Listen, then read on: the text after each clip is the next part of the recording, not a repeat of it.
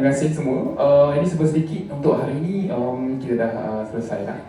Tapi sebelum tu, sebelum kita akhiri sebenarnya kami ada perancangan misalnya untuk untuk konkurensi itu sendiri kami akan cuba untuk berpapak lah di sini pertama ya. Sebab dia mungkin tengah-tengah sikit, jadi pada masa yang sama sebenarnya kami nak boleh buatkan tempat ni untuk satu macam reading club lah kan pada masa yang sama. Jadi kami akan cuba untuk buat collection lah, pengumpulan buku percuma untuk bacaan awam. Jadi mungkin nanti akan perlukan sedikit infak buku, nanti saya akan keluarkan juga, kami keluarkan sedikit orang dan juga ini Google Form dan sebagainya. Jadi siapa yang nak infakkan ataupun memberikan buku untuk bacaan umum, jadi mungkin untuk event-event seterusnya, orang yang main yang tak bawa buku pun boleh main, ambil buku dan baca untuk sejam, 2 jam dan lain-lain. Jadi saya pernah juga ada, baru ni saya berbincang dengan perpustakaan UiTM pertama sini, di pun ada nak buat juga benda yang sama.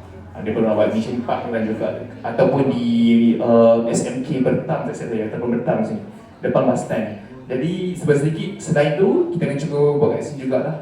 Jadi nanti standby kalau ada yang buku ataupun rak buku yang nak bagi nanti dia habaq kat saya.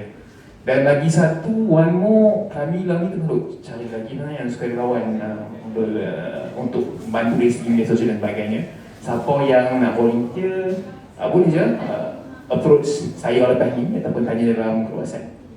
Jadi kita serba sedikit untuk mengimarahkan sebab kami semua ni full time ada full time jobs lah. Jadi memang agak kekangan kalau kami sentiasa untuk berterusan untuk buat program. Jadi seperti kalau ada tambahan sukarelawan, volunteer, kita boleh pelbagaikan juga banyak lagi aktiviti lah untuk orang lain juga dan juga mempelbagaikan lagi. Jadi serba sedikit. Terima kasih kepada semua yang sudi hadir. Dan juga insyaAllah jumpa lagi bulan depan. Sebenarnya dalam masa terdekat kami dah rancang nak buat hiking sambil baca kat ataupun puncak ataupun kat ujung.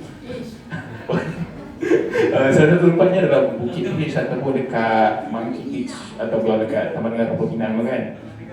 Sambil-sambil otak cerdas, badan pun berpeluh kan. Jadi itu dalam perancangan.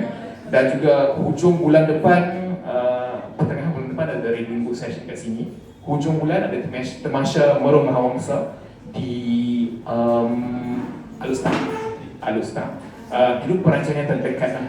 Dan juga yang tu nanti kita malukan semula sebab akan ada tambahan-tambahan juga para panelis yang lain juga akan boleh sekali. Jadi Cik Kira pun ada nak buat sesi buku sendiri nanti.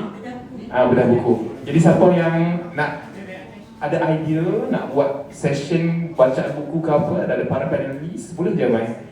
Sebab memang kita dapat support from the owner itself, pengendali kahwa cafe lah, saudara si bersih kita untuk menggunakan ruang di sini untuk berbicara perkara ilmiah dan manfaat kepada orang sendiri lah. Okay, insyaAllah. Terima kasih kepada semua yang sudah hadir. Boleh kita tengok buku. Belakang tu juga ada Akademi Jawi, buku-buku, dan terus berjumpa dengan teman-teman saya. Terima kasih semua. Assalamualaikum warahmatullahi wabarakatuh.